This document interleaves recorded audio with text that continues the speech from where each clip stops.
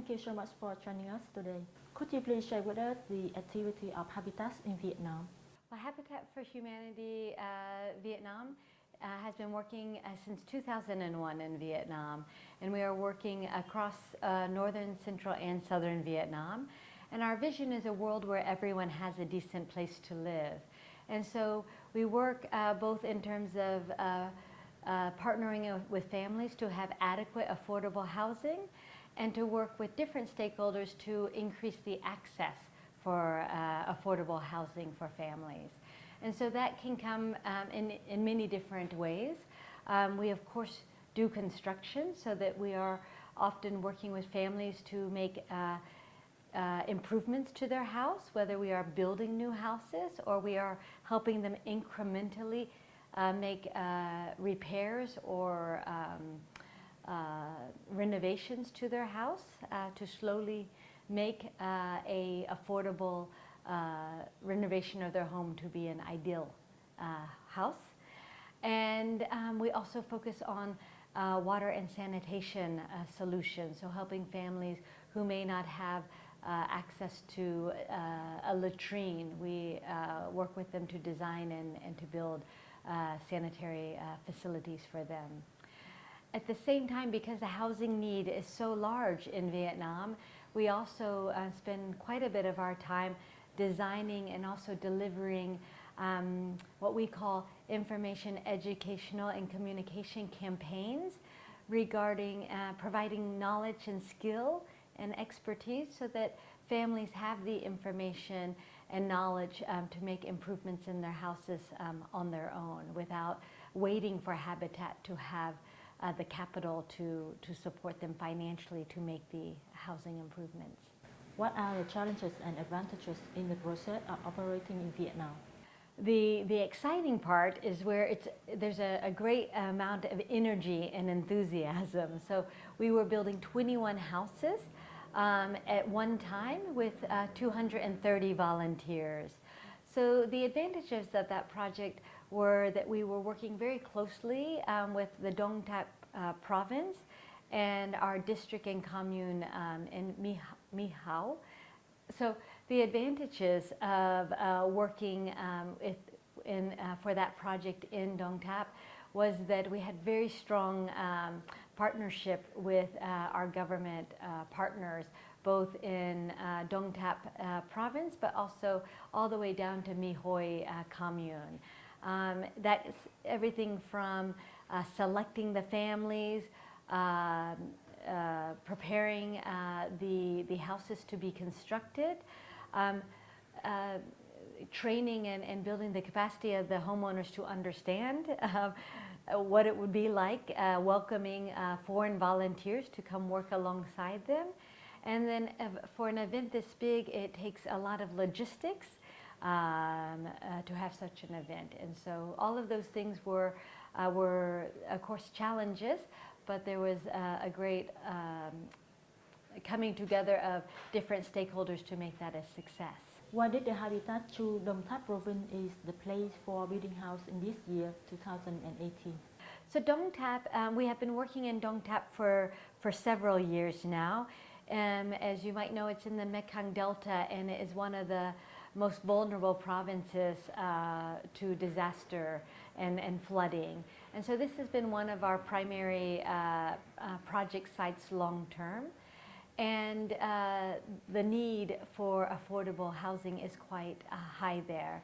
And of course, our long-term partnership with the government leaders there, they were very excited and enthusiastic about a project of this nature, and that's always a condition that we're looking for in doing a special event like this.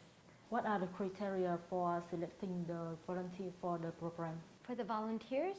So Habitat for Humanity internationally is very well known for our volunteer mobilization,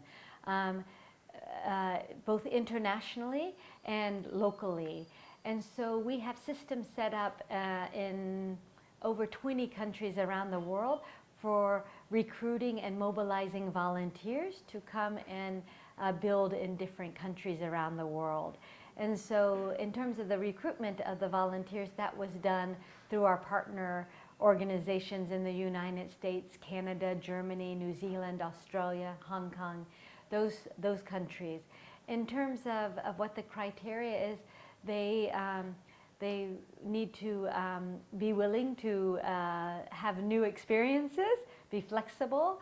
They also bring a financial donation with them. So we want to make sure that we're not taking resources out of the community, but we're bringing resources in. So that not only means volunteers and labor, but also the financial funding to actually build those houses for the families. So they also have to be willing to provide a financial contribution to the project itself. How were the coordination of the habitat with the local authority in Đồng Tháp province? We couldn't do a project of this nature without a very close cooperation with our partners everywhere from the provincial level.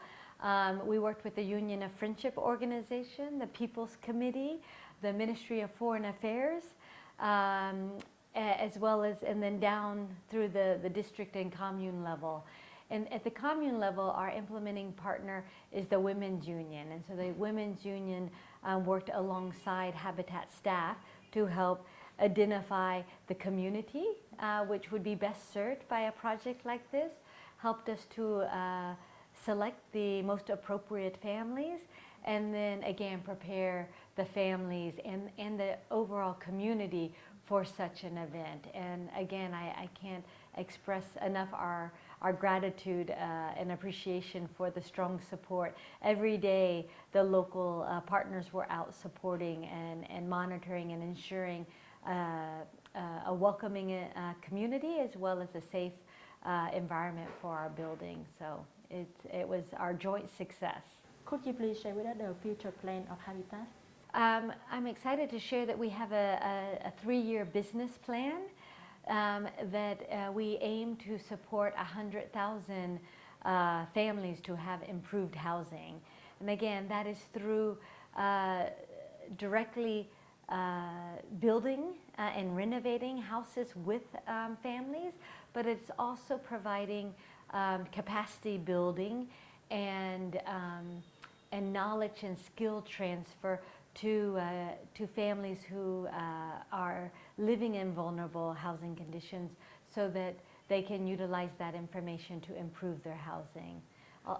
Additionally, we want to facilitate market actors, whether that be financial institutions or the construction builders or suppliers of construction materials, to find ways to more efficiently and more affordably